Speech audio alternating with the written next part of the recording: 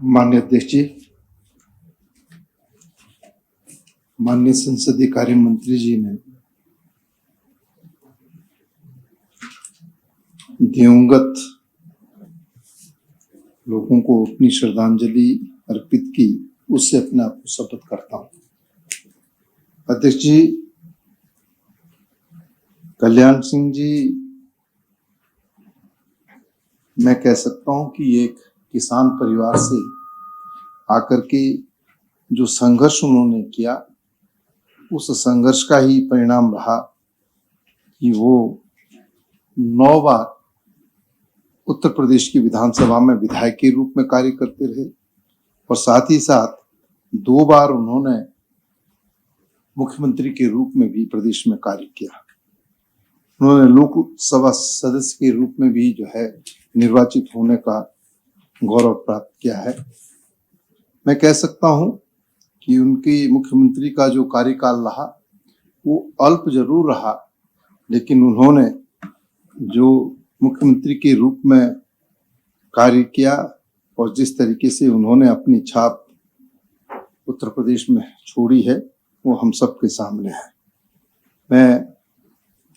अपनी शोक संवेदनाएं व्यक्त करता हूं और आपसे आग्रह करता हूं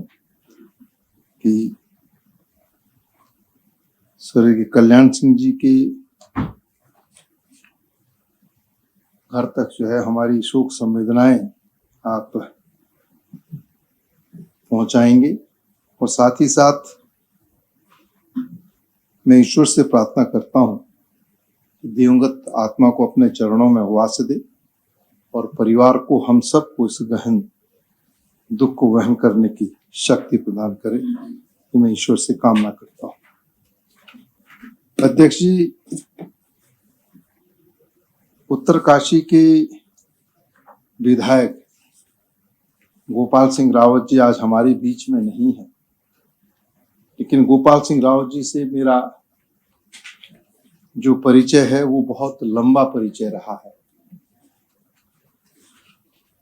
गोपाल सिंह रावत पूर्व में जो है कांग्रेस से जो है रहे, उन्होंने ब्लॉक प्रमुख के रूप में काम किया और अपने छात्र जीवन में जिस तरीके से उन्होंने छात्र राजनीति में प्रवेश करते हुए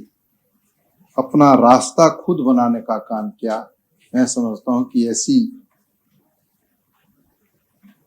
विलक्षणता जो है बहुत कम लोगों में दिखाई देती है। वो 2 बार इस सदन के सदस्य भी रहे, लेकिन असमय वो जो हमको छोड़ करके चले गए हैं। और उत्तरकाशी की राजनीति में मैं कह सकता हूं एक रिक्तता आई है, जिसकी भरपाई निकट भविष्य में ऐसे लोगों के माध्यम से हो पाना बड़ा मुश्किल काम है। मैं गोपाल सिंह राव जी के निधन पर अपने शोक संवेदनाएं प्रेषित करता हूं और साथ ही साथ आपसे आग्रह करना चाहता हूं कि हमारे और हमारे दल की शोक संवेदनाएं उनके परिवार तक पहुंचाएं और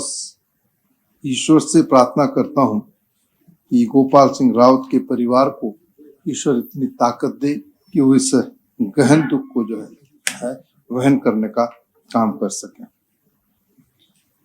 माननीय अध्यक्ष जी, दिवंगत सांसद बच्ची सिंह रावत जिससे मेरा कोई राजनीति बहुत वो नहीं रहा, संवाद नहीं रहा, लेकिन मैं कह सकता हूं कि जिस तरीके से वो 2 बार विधायक भी रहे और उत्तर प्रदेश में मंत्री के रूप में भी उनको कार्य करने का अवसर मिला और 4 बार वो लोकसभा के सदस्य भी रहे और केंद्र सरकार में भी वो मंत्री रहे। मैं एक घटना का जिक्र करना चाहूंगा। मेरे क्षेत्र के एक साथी ने कहा कि बच्ची सिंह रावत जी से हमारा काम है और आप हमारे साथ दिल्ली चलिए इनको काम करा। मैंने कहा कि मैं बच्ची सिंह रावत जी को जानता नहीं, लेकिन वो जिद पर अड़ा रहा। उन्होंने कहा नहीं, आप चलेंगे तो मेरा काम हो जाएगा। अब मैंने उसकी भावनाओं को देखते हुए मैं उनके साथ दिल्ली गया और जब मैंने अपना विजिटिंग कार्ड भेजा, तो जनरली होता क्या है कि जब विजिटिंग कार्ड अंदर जाता है तो जिसके हाथ में कार्ड दिया जाता है वही व्यक्ति कहता है कि आप अंदर चलिए। मुझे ये देख करके बड़ा आश्चर्य हुआ कि बच्ची सिंह रावत जी स्वयं बाहर आए और उन्होंने मुझे कहा कि प्रीतम भाई अंदर चलो। तो मैं अंदर गया, काम की बात हुई और काम की बात होने के बाद मैं कह सकता हूँ कि उन्होंने काम भी किया, सब कुछ हुआ, लेकिन ऐसी विनम्रता, ऐसा व्यक्ति बहुत कम जो है देखने को मिलता है। और जब मैं वहां से आ रहा था तो वो बाहर तक मुझे, मैं लाख मना करा कि ये अच्छा नहीं लगता कि आप मुझे छोड़ना है, लेकिन वो नहीं माने। गाड़ी का दरवाजा भी स्वयं खोल करके फिर मुझे वहां से विदा किया। तो ऐसा व्यक्ति मैं समझता हूँ कि राजनीति में बहुत कम देखने को मिलते हैं। हमारी राजनीतिक दलों की अलग अलग निष्ठाएं हो सकती है, लेकिन राजनीति में जो अच्छे लोग होते हैं उन्हें सदैव जो है लोग याद करते हैं और समाज भी उनको याद करता है। और यही वजह रही कि बच्ची सिंह रावत जी 2 बार विधानसभा के सदस्य और 4 बार लोकसभा के सदस्य और उत्तर प्रदेश में भी मंत्री रहे, केंद्र में भी मंत्री रहे, लेकिन जिस दिन वो सांसद नहीं रहे, मंत्री नहीं रहे, उस दिन भी लगता ही नहीं था कि ये व्यक्ति, जब मैं 1-2 बार मिला तो लगता ही नहीं था कि ये व्यक्ति जो है कभी सांसद भी रहा होगा, केंद्र में मंत्री भी रहा होगा। ऐसा साधारण जीवन बहुत कम राजनीतिक लोग जीते हैं और जिसकी मिसाल मैं कह सकता हूं कि बच्ची सिंह रावत के रूप में हमारे बीच में विद्यमान है। और मैं ये समझता हूं कि हमें अपने राजनीतिक जीवन में जो है अगर नम्रता सीखनी है, यदि हमको अपने राजनीतिक जीवन में अपने प्रतिद्वंदी साथियों के साथ संवाद स्थापित करने की बात उठती है तो बच्ची सिंह रावत को जो है हम याद के बिना नहीं रह सकते हैं। मैं अपने शोक संवेदनाएं व्यक्त करता हूं और आपके माध्यम से अपने और अपने दल की संवेदनाएं उनके घर तक मैं पहुंचाने का आपसे आग्रह भी करता हूं। और परिवार को ईश्वर इतनी शक्ति दे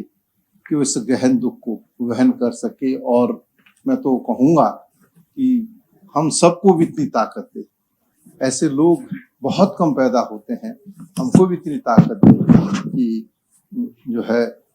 हम इस गहन दुख को जो है वहन कर सके। यही रहता है, बात जाना सबने है, जो आया इस दुनिया में अध्यक्ष जी उसने जाना है, लेकिन यादें रह जाती हैं और उन यादों को जब कभी भी हम कहीं पर बैठ करके करते हैं तो वो बारंबार जो है हमारे मन मस्तिष्क में उभरती है। तो आज इस विधानसभा में जो है हम जिन लोगों को संवेदनाएं व्यक्त कर रहे हैं, बच्ची सिंह रावत जी भी उनमें से एक ऐसे व्यक्ति रहे जिन्होंने जो है इस उत्तराखंड राज्य के विकास के लिए अपना सर्वोच्च निछावर करने का काम किया। कहते हैं ना, राजनीति काजल की कोठरी है और इस काजल की कोठरी से बेदाग निकलना बहुत मुश्किल काम होता है। और ये हुनर या ये खासियत बच्ची सिंह रावत में आप हम सब ने देखी है। तो मैं उनको नमन करता हूँ, प्रणाम करता हूँ। माननीय अध्यक्ष जी नरेंद्र सिंह भंडारी जी, अब आप इससे अंदाजा लगा सकते हैं कि 1980 में उत्तर प्रदेश की विधानसभा में वो निर्दलीय विधायक चुन करके गए और 1980 का जो दौर था, मैं समझता हूं कि हम सब लोगों ने देखा, लेकिन उन विषम परिस्थितियों में भी जो व्यक्ति विधायक चुन करके उत्तर प्रदेश की विधानसभा में गया हो, तो इस बात का अंदाजा स्वतः ही लगाया जा सकता है कि जनता से किस तरीके का संवाद उनका था। उन्हें उत्तर प्रदेश जैसे राज्य में 2 बार जो है विधायक बनने का अवसर मिला और एक बार वो विधान परिषद में भी रहे। और उसके बाद जब राज्य का निर्माण हुआ, राज्य निर्माण के बाद 2002 में जो है जब पहली विधानसभा का चुनाव हुआ तो वो कांग्रेस से जो है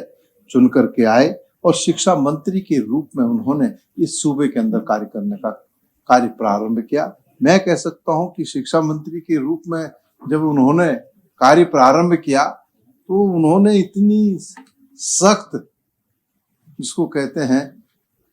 नियमावली बना दी कि कई बार हम भी जाते थे उनके पास कि मंत्री जी आप राजनीतिक लोग हैं, हम पे भी दबाव रहता है, आप सब पे दबाव रहता है, मेरा ट्रांसफर करा दीजिए, मुझे ये जगह भिजवा दीजिए। हम भी उनके पास गए कि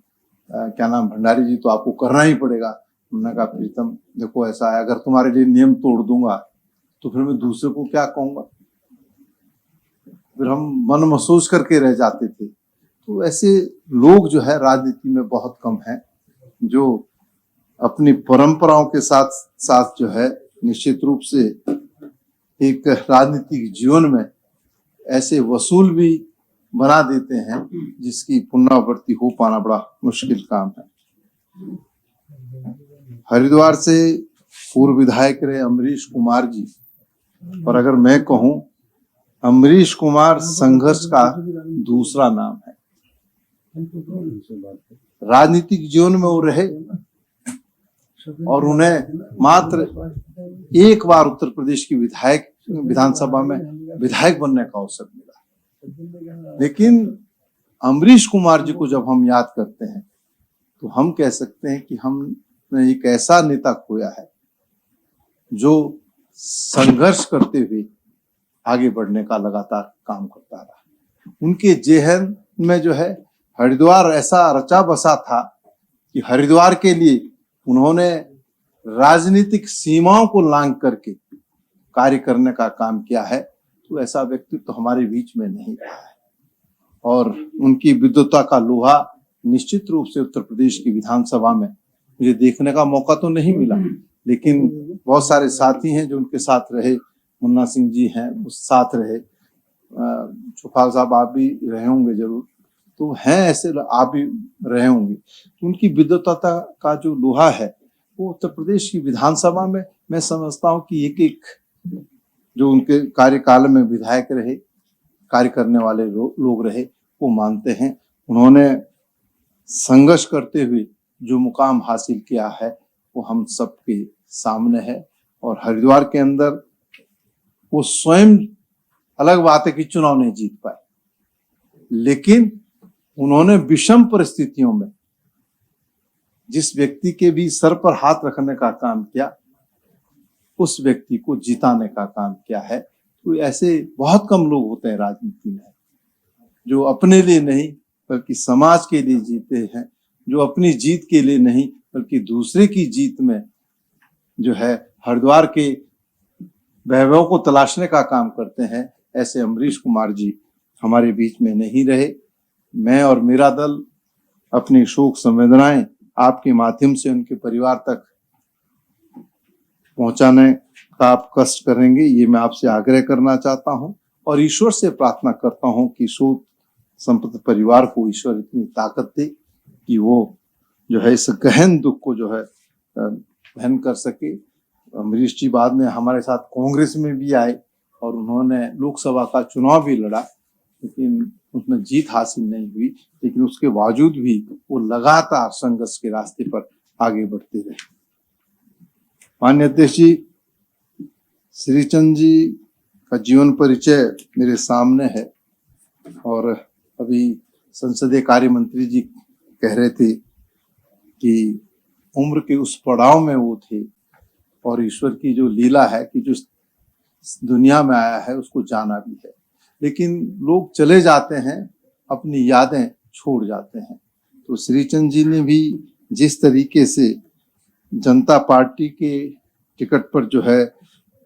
विधानसभा में निर्वाचित हुए और मंत्रिमंडल में वन मंत्री के रूप में उन्होंने काम किया, मैं समझता हूँ कि हम सब के लिए प्रेरणा है कि राजनीतिक जीवन में रहते हुए जो उच्च मापदंड हम स्थापित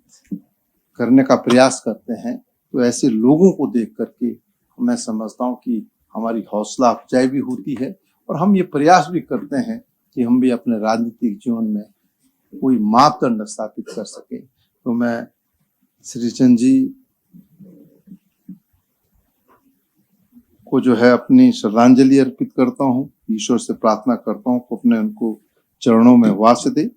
और साथ ही साथ आपसे आग्रह करता हूँ मेरे और मेरे दल की संवेदनाएं इनके परिवार तक आप प्रेषित करने का कष्ट करें और परिवार को ईश्वर इतनी शक्ति दे कि इस गहन दुख को जो है वहन कर सके। मैं सभी दिवंगत आत्माओं को अपनी श्रद्धांजलि अर्पित करते हुए अपनी बात विराम करता हूँ। धन्यवाद।